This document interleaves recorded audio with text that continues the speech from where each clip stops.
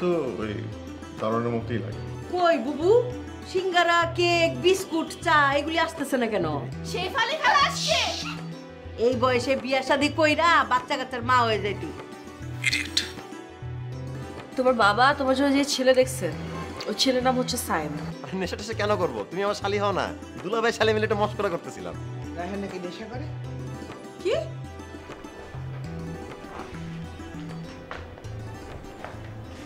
রায়হান ভাই, একটু কথা ছিল। বল। আপনি মার কথা কিছু মনে করবেন না। কোন মাকার?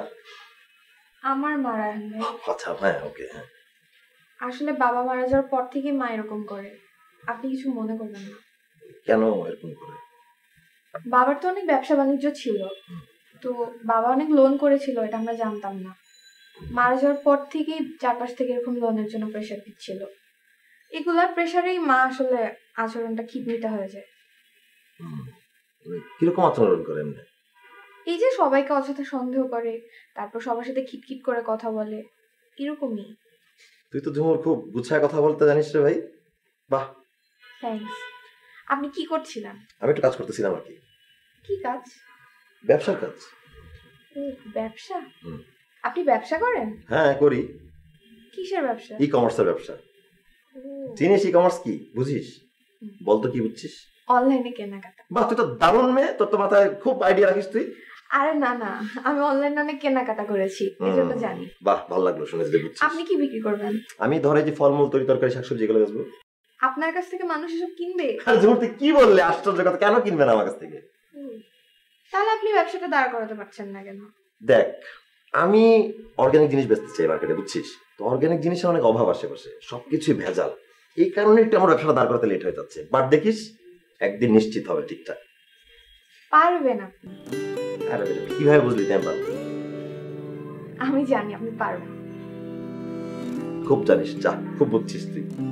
আসি রায়হান ভাই।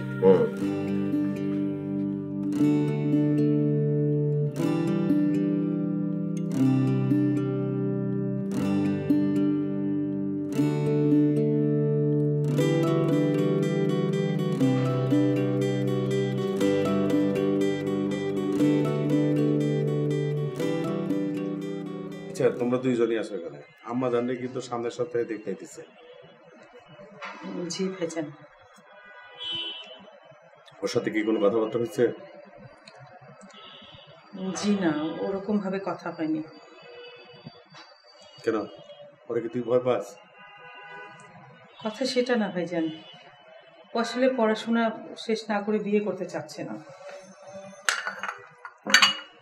বিয়ের পরে কি পড়াশোনা করা যায় না? যাই তো। ছেলের গার্জেনের সাথে, ছেলের সাথে, সবার সাথে আমার কথা হয়েছে। তারা খুশি যে আমার আম্মা জানবি বাড়িতে নিয়ে পড়াশোনা করাইবো। অসুবিধা কোথায়? ভাইজান, আপনি যে জায়গায় সবকিছু মানে ফাইনাল করছেন, সেখানে আমাদের আর কি বলার আছে, তাই না?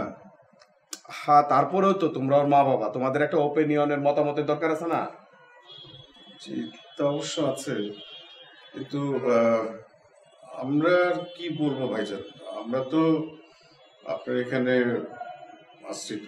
এই এই তুমি প্রায় এই কথাটা বলো। কেন এই কথা বলে আমাকে কষ্ট দাও, যন্ত্রণা দাও? হ্যাঁ, আমি কি তোমাদের সাথে এই ধরনের আচার আচরণ করি যে তোমরা এই বাড়িতে থাকো? আরে আমরা তো সবাই মিলামিশে একত্রে আছি নাকি? আমার এই বোন ছাড়া, তুমি ছাড়া, আমার জান ছাড়া কে আছে?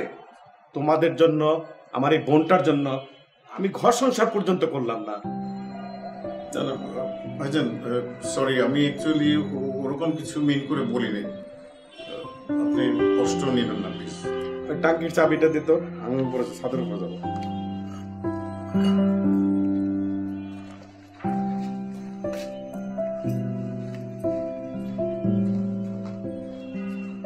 ভাইজানের সাথে তুমি এভাবে কথা না বলতে পারো।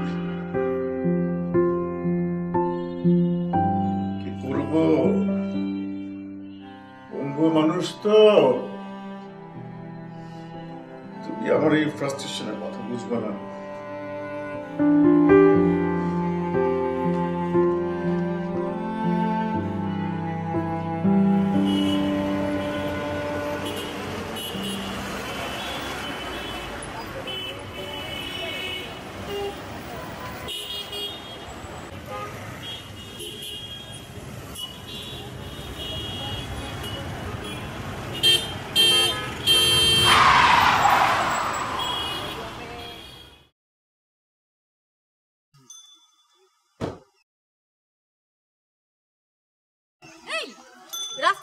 বাড়িঘর বানিয়ে ফেলেছেন নাকি? হ্যাঁ, হর্ন বাজাচ্ছি, শুনতে পাচ্ছেন না? আমি খেয়াল করতে পারি। ও খলিল না? জি আমি খলিল। আমাকে চিনতে পেরেছো? মানে ঠিক উফ, খলিল, আমি লায়লা। ভালো আছেন? তুমি এখন আমাকে চিনতে পারোনি। আচ্ছা, বুঝতে পেরেছি। রাস্তা দাঁড়িয়ে কথা বলবো না, তুমি গাড়িতে ওঠো। গাড়িতে ওঠো। আহা, ওঠো না।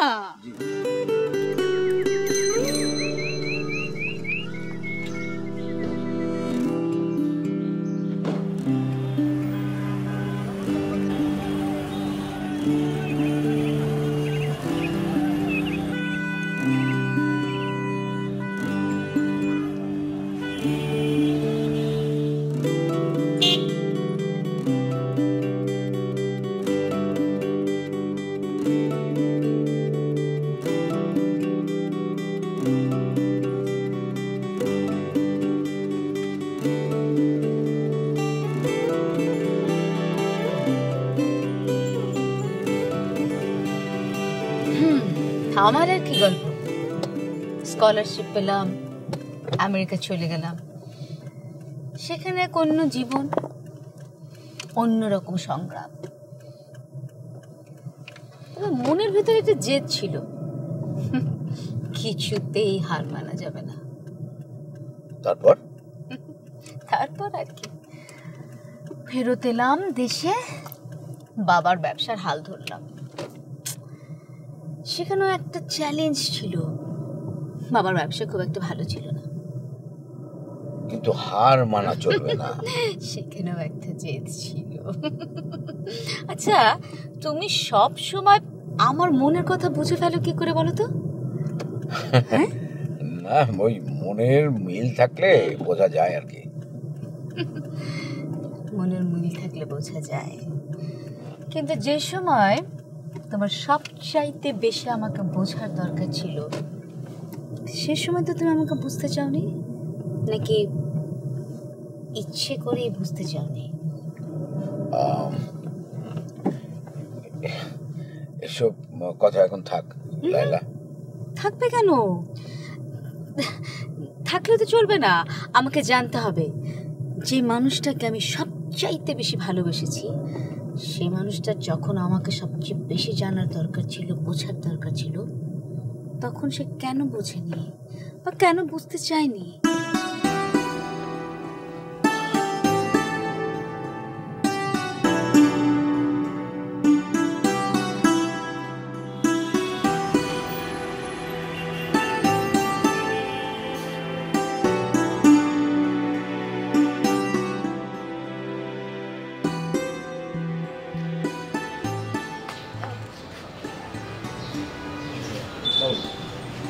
ওয়ালাইকুম আসসালাম।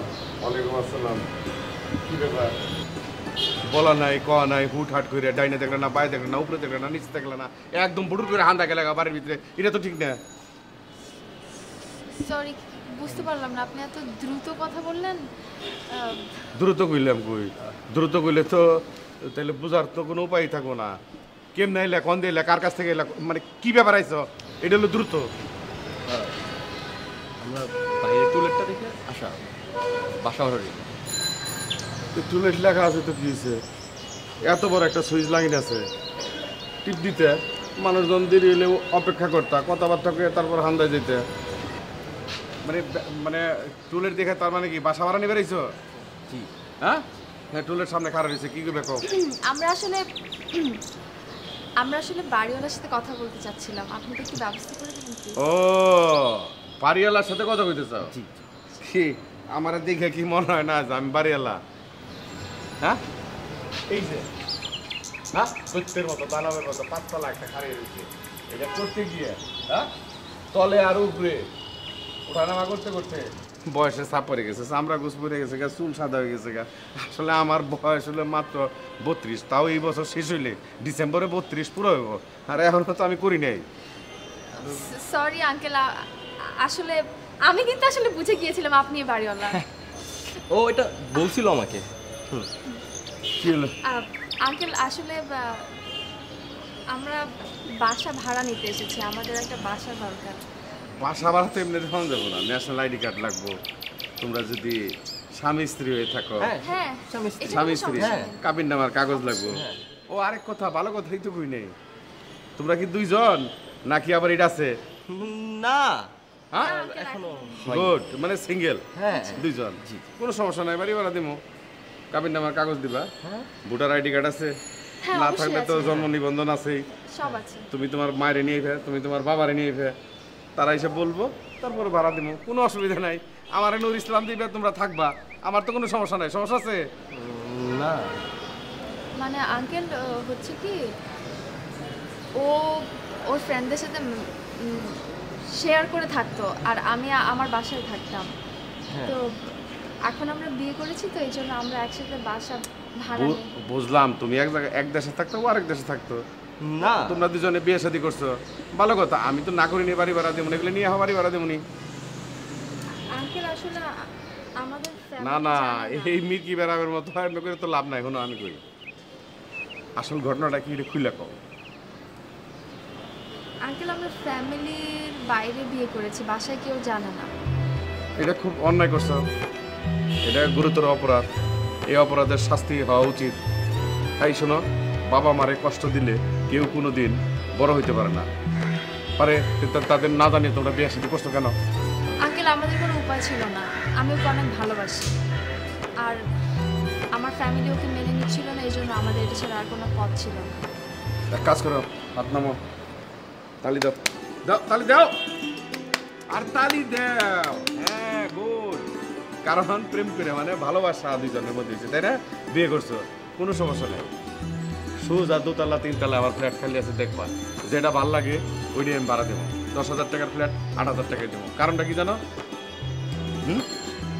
যারা এরকম ভাবে বিয়ে শাদী করে তাকে আমি শ্রদ্ধা করি, সম্মান করি।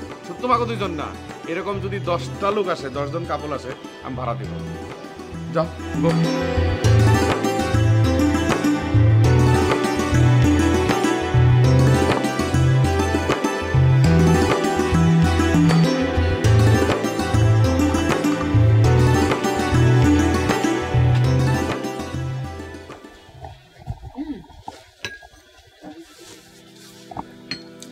তোমার এই অবস্থা কেন খুলি?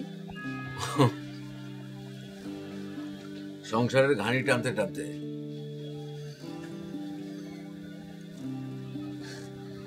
আচ্ছা, সত্যি কি তুমি আমাকে চিনতে পারোনি? একটা মানুষ জীবনে যদি বারবার হোঁচট খায়, তাহলে তার আত্মবিশ্বাস নষ্ট হয়ে যায়।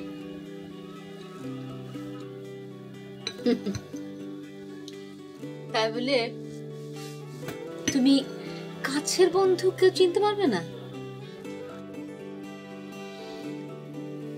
এরকম দামি গাড়িতে চড়া মানুষদের কাছ থেকে আমি বারবার অপমানিত হয়েছি, তাই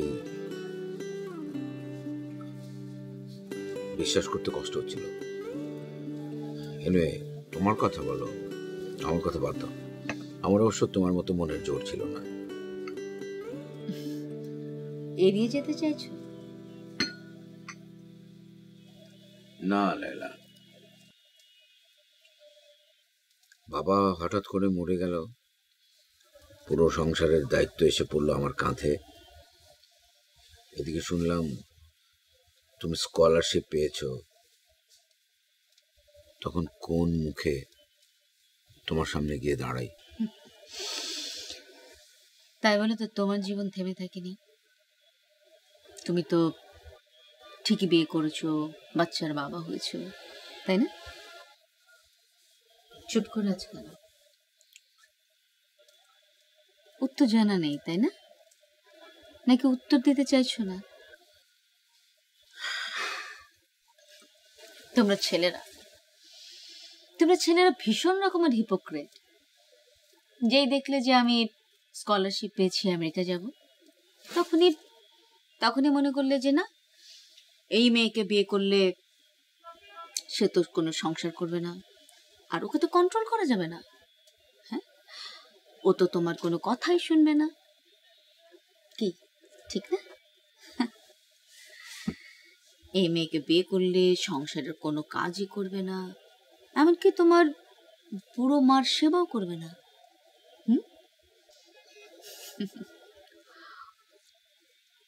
তাই সুর করে মায়ের পছন্দের মেয়েকে বিয়ে করে ফেললি। কি ঠিক বলিনি? তুমি কি ভাবছো শুধু তুমি একা মনের কথা পড়তে পারো? আমিও পারি।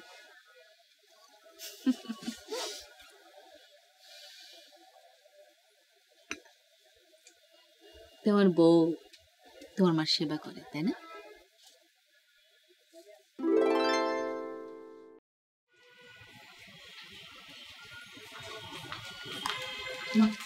এই যে আপনার রাতের ওষুধ, ওটা খেয়ে শুয়ে পড়তে হবে না, হ্যাঁ?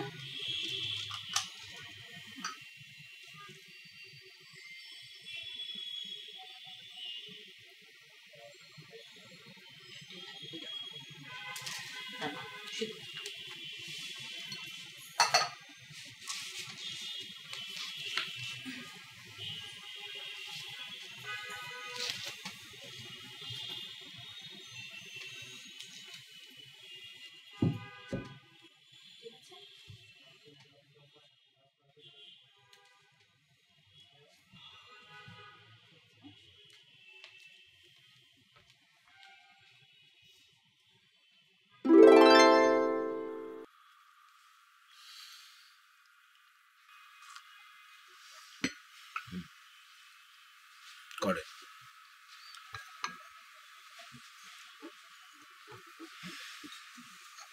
ওকে, আমি আসছি। হ্যাঁ,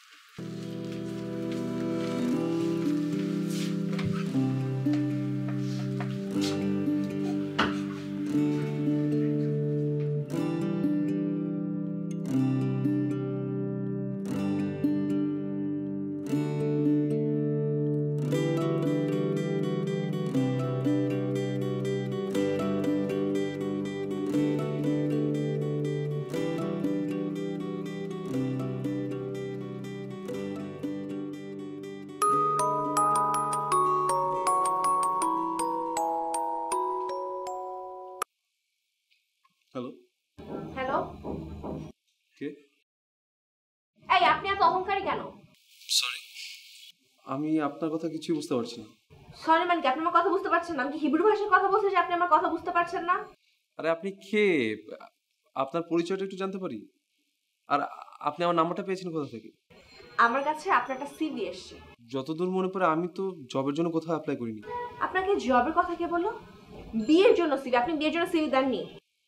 ও হ্যাঁ হ্যাঁ হ্যাঁ, মনে পড়েছে। কিন্তু আপনার কাছে গেল কিভাবে? আমি পাত্রী। আপনি পাচ্ছি? কেন? আমি পাত্রী হতে পারি না? না না, তা না, কিন্তু আমাদের তো আপনাদের বাসায় যাওয়ার কথা আগামী সপ্তাহে। এই জন্য একটু অবাক হলাম আপনার ফোন পেয়ে। না, এরকম বাসায় দেখা দেখি আমার একদমই পছন্দ না। বাসায় ফর্মালি দেখার আগে আমার কিছু জিনিস জানার আছে। কি বুঝার আছে? আরে কি আশ্চর্য, একটা লোককে আমি চিনি না জানি না, সে আমার বাসায় আসবে, তাকে আবার আমি ইন্টারভিউ দিব, মানে এটা কেমন কথা? মানে আমার কোনো পছন্দ অপছন্দ থাকতে পারে না? আপনার কথায় লজিক আছে। ঠিক আছে, তাহলে আমরা বাইরে মিট করি। আপনি বলুন কোথায় দেখা করব? আমার বাসার কাছাকাছি কোথাও। আপনার বাসা কোথায়? কেন, আপনি আমার সিভি পড়েননি? আচ্ছা ঠিক আছে, তো আপনার নামটা জানতে পারি? কেন, সেটাও তো সিভিতে লেখা থাকার কথা। না তা আছে, কিন্তু নিশ্চয়ই আপনার তো একটা ডাকনাম আছে। কেন, আপনার দেয়া নামটা কি দোষ করলো? কোন নামটার কথা বলছেন? ও মা, ভুলে গেলেন? ইডিয়েট, এই নামটা তো আপনি আমাকে দিয়েছেন। এত তাড়াতাড়ি ভুলে গেলে তো চলবে না। আপনি আমার উপর এখনো রেগে আছেন? কই না তো, আমি শুধু বলেছি যে আপনি আমাকে একটা নাম দিয়েছেন, আপাতত সেই নামটি থাকুক। ঠিক আছে, আপনার যেমন খুশি। আমাদের দেখা করার সময় জায়গা না আপনাকে টেক্সট করে দিচ্ছি। ঠিক আছে।